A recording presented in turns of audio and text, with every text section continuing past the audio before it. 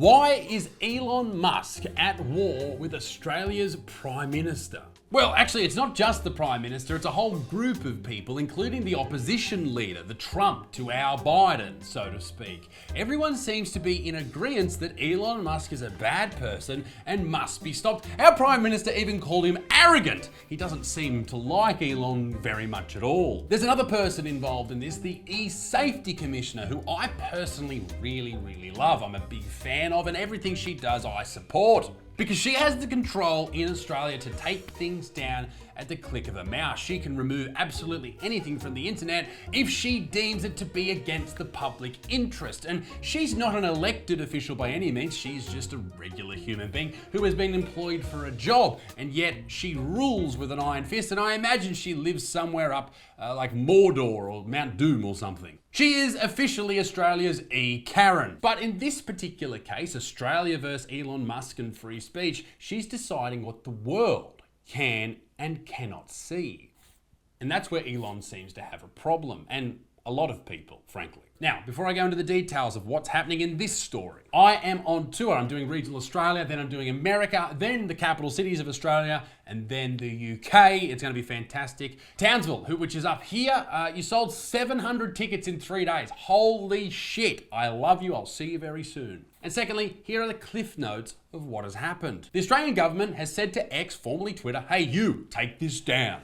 And X and Elon Musk have said, no, it's in the interest of freedom of speech. We're not taking it down. The Australian government's supreme leader has said, hey, if you don't take it down, we're going to fine you. Because apparently you can just fine people overseas. All right. Elon Musk said, no, we're not taking it down. In fact, well, he did take it down in Australia, but then the e-safety supreme leader wants to take it down all over the globe. And Elon said, fuck that. And now he's going to get fines and has to fight a kangaroo. I assume that is the punishment. There are the cliff notes. Let's get into the actual details of what's happening here. Anthony Albanese, that's Australia's Prime Minister, and Elon Musk's feud over X's bid to show graphic stabbing footage as a Conservative senator shares the video.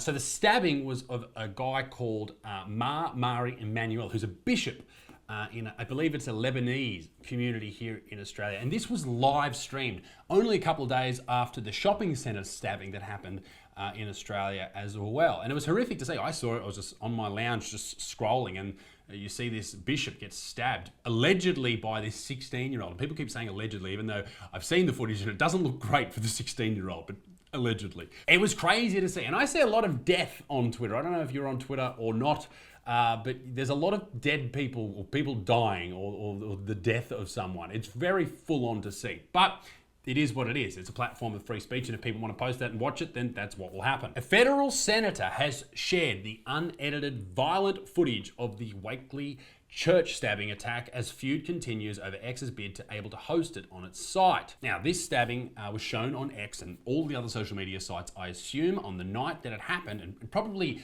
lived throughout everyone's group chat as well.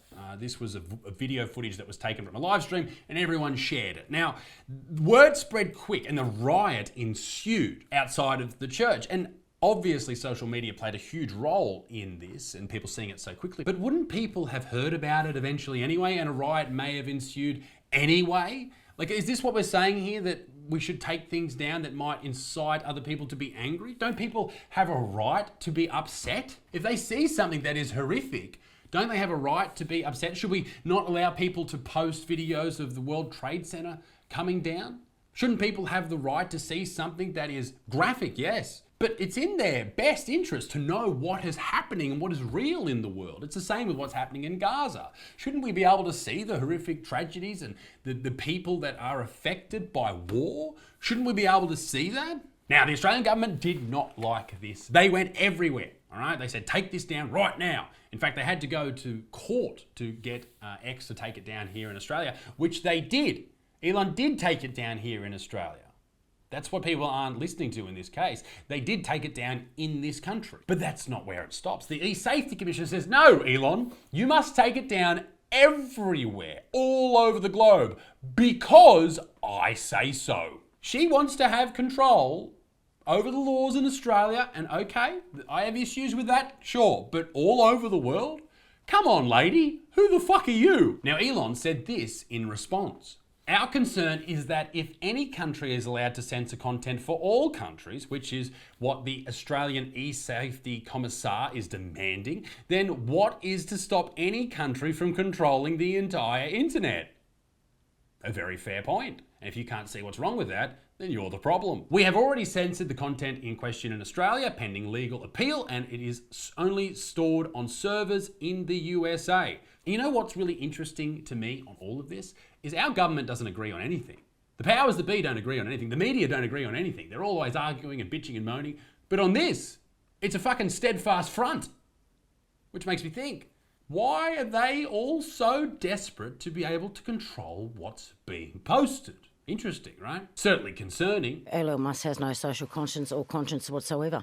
I don't know, whatever Elon Musk is on, it says that that's okay to continue to air that is absolutely disgusting behaviour. And quite frankly, the bloke should be jailed. And the sooner that we can bring rules in or do something about this sort of game playing with our social media, the better off we're going to be. What's more concerning is shit like this. And this is happening all over the world. Look at Scotland. They have a far worse types of law or legislation trying to be passed or being passed in their parliament. But here we have the misinformation bill, which is the federal government's proposal of strengthening the ACMA would give it the power to investigate the systems and processes utilised by digital platforms to address harmful and false information and impose mandatory rules if their processes were found to be inadequate. But under the legislation, the ACMA would not have the power to demand posts to be removed. So not remove, but be in charge of what is and isn't okay. Once again, who are these people that get to decide what is and what isn't okay? What is correct information and what is misinformation? That's what you got to ask yourself. And do you want this put into law?